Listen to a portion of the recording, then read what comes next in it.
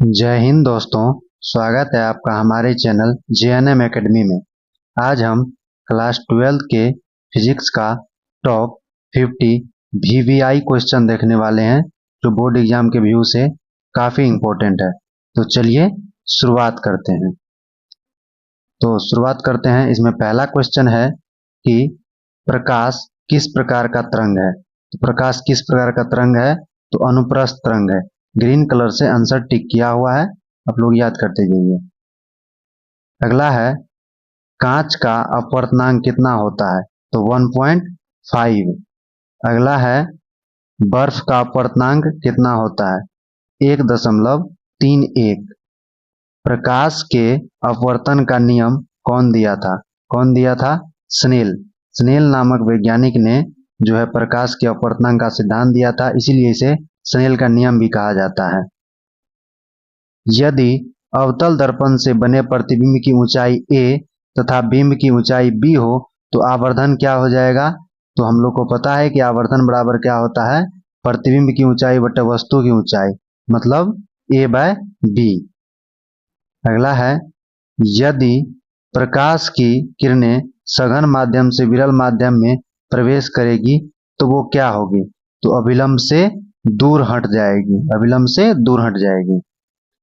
Transformer एक युक्ति है। क्या करता है ट्रांसफार्मर? तो AC वोल्टता को बढ़ाती या घटाती है।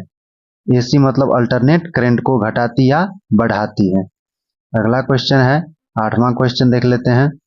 8वां क्वेश्चन है कि स्पेक्ट्रम के सबसे निचले भाग पर कौन सा रंग होता है? बैगनी। और सबसे ऊपर में लाल रंग और सबसे नीचे में बैगनी रंग। 9वां क्वेश्चन है कि A मीटर की माप सीमा को बढ़ाने के लिए किसका उपयोग होता है? शंट का। A मीटर का स्केल अंकित रहता है किसमें? एम्पियर में। किसी चालक तार की लंबाई को खींचकर दोगुना लंबा कर दिया जाता है, उसका प्रतिरोध कितना गुना हो जाएगा? तो 4 गुना हो जाएगा। लेसर का आविष्कार कब हुआ था? 1960 में। डिवाई का मात्रक है, क्या है? विद्युत द्विध्रुव आघूर्ण का। डिवाई मात्रक है, किसका मात्रक है? विद्युत द्विध्रुव आघूर्ण का। अगला क्वेश्चन है कि तरंगदैर्घ्य को बढ़ाने से अपवर्तनांक का मान क्या होता है? घटता है। अगला क्वेश्चन है जब प्रकाश की किरण एक अवरोधक के किनारे से मुड़ती है तो यह क्रिया कहलाती है, क्या कहलाती है? विवर्तन। अगला क्वेश्चन है एक समान विद्युतीय क्षेत्र में द्विध्रुव के विक्षेपण में किया गया कार्य क्या होता है? तो W बराबर PE1 माइनस कॉस थीटा। क्या होता है? PE1 minus cos theta. आगे है किसी भूयोजित चालक को विद्युतरोधी अवशोषित चालक के निकल ले जाने पर बाद वाले चालक की विद्युत धारिता का मान क्या हो जाता है? बढ़ता है। अगला क्वेश्चन है चालकता बैंड अंशतः खाली होते हैं अचालक में। आगे है नाभिक में कौन से कण उपस्थित होते हैं? तो नाभिक में कौन से कण? इलेक्ट्रॉन होते हैं, प्रोटॉन होते हैं कि न्यूट्रॉन होते हैं? तो आपको पता होना चाहिए कि परमाणु के नाभिक में पॉजिटिव चार्ज होता है और पॉजिटिव चार्ज किस पर होता है? प्रोटॉन पर, और ये न्यूट्रॉन। और नाभिक में जो है न्यूट्रॉन भी रहते हैं और प्रोटॉन दोनों ही, यानी कि B एवं C दोनों। प्रोटॉन किसी भी एक वस्तु से दूसरे वस्तु में ट्रांसफर नहीं होता है। क्यों नहीं होता है? क्योंकि प्रोटॉन इलेक्ट्रॉन की अपेक्षा काफी भारी होता है और ये नाभिक में न्यूट्रॉन से काफी मजबूत बल के साथ बंधा हुआ रहता है। आगे है प्रकाश तंतु संचार निम्न में से किस घटना पर आधारित है? किस घटना पर? पूर्ण आंतरिक परावर्तन पर। अगला 21 का क्वेश्चन है। 21वां क्वेश्चन क्या है देखते हैं। तो 21वां क्वेश्चन है कि निर्वात में प्रकाश की चाल कितनी होती है? तो निर्वात में प्रकाश की चाल कितनी होती है?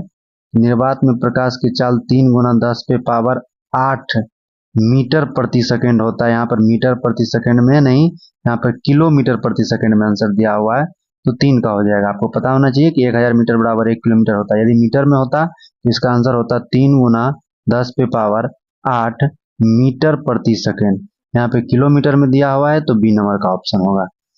आगे है निकट दृष्टि दोष का निवारण होता है। इससे अवतल लेंस से निकट दृष्टि दोष का निवारण होता है और उत्तल लेंस से दूर दृष्टि दोष का। सीजियम का देहली तरंगदैर्घ्य होता है कितना? 656 नैनोमीटर nm। अगला है थॉमसन विधि द्वारा इलेक्ट्रॉन का ज्ञात किया जाता है। आवेश तथा द्रव्यमान का अनुपात, आवेश तथा द्रव्यमान का अनुपात। अगला क्वेश्चन है 25वां क्वेश्चन, किसी अनावेशित वस्तु पर 1 कूलाम आवेश होने के लिए उसमें निकाले गए इलेक्ट्रॉन की संख्या कितनी होगी? तो 1 कूलाम आवेश होने के लिए कितना इलेक्ट्रॉन? तो 6.25 गुना 10 टू दी पावर 18, 6.25 गुना 10 टू दी पावर 18 इलेक्ट्रॉन क्या करना पड़ेगा? निकालना पड़ेगा। तो पॉजिटिव चार्ज हो जाएगा इलेक्ट्रॉन निकलने के बाद, और इलेक्ट्रॉन इंटर करता है तो निगेटिव चार्ज। एक बंद पृष्ठ के अंदर एक विद्युत द्विध्रुव स्थित है। बंद पृष्ठ से निर्गत कुल विद्युत फ्लक्स होगा कितना होगा? 0 होगा। बंद पृष्ठ के अंदर जो विद्युत फ्लक्स का मान होता है वो हमेशा 0 होता है, याद रखिएगा। 1 माइक्रोफेराड में कितना फेराड होता है? तो 1 माइक्रोफेराड में 10 पे पावर माइनस 6 फेराड। 1 माइक्रोफेराड में 10 पे पावर माइनस 6 फेराड। अगला क्वेश्चन है प्रकाश विद्युत प्रभाव के आविष्कारक कौन थे? कौन थे? हालवाश। आगे है n प्रकार के अर्धचालक में मुख्य धारावाहक होते हैं इलेक्ट्रॉन। प्रतिघात का मात्रक होता है, क्या होता है? ओम। प्रतिरोध का प्रतिघात वही हुआ ओम होता है इसका सही मात्रक। अगला क्वेश्चन है एक अवतल गोलीय दर्पण द्वारा प्रतिबिंब बन सकता है। इसमें आभासी, एक अवतल गोलीय दर्पण द्वारा, अवतल दर्पण द्वारा तो आभासी वास्तविक दोनों बनता है। आकार में बड़ा भी होता है, छोटा भी होता है, उल्टा भी होता है, सीधा भी होता है, मतलब इनमें सभी होगा। अगला क्वेश्चन है 1 ओम बराबर होता है कितने के बराबर? तो 1 वोल्ट प्रति एम्पियर। 1 ओम किसके बराबर होता है?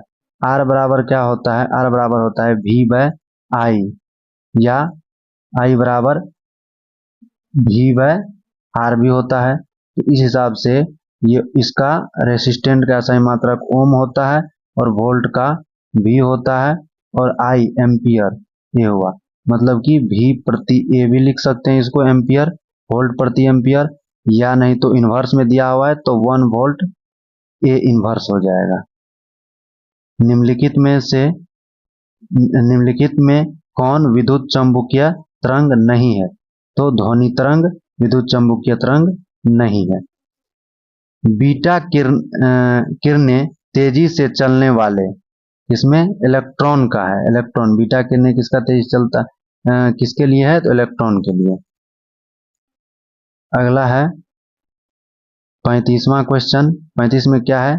बीटा किरणें विक्षेपित होती है चुंबकीय और विद्युत क्षेत्रीय दोनों में। आगे है सूर्य की ऊर्जा का कारण है। सूर्य की ऊर्जा का कारण क्या है? नाभिकीय संलयन। नाभिकीय संलयन से सूर्य में ऊर्जा है। अगला क्वेश्चन है कि मिलिकन की तेल बूंद विधि द्वारा इलेक्ट्रॉन का ज्ञात किया जाता है।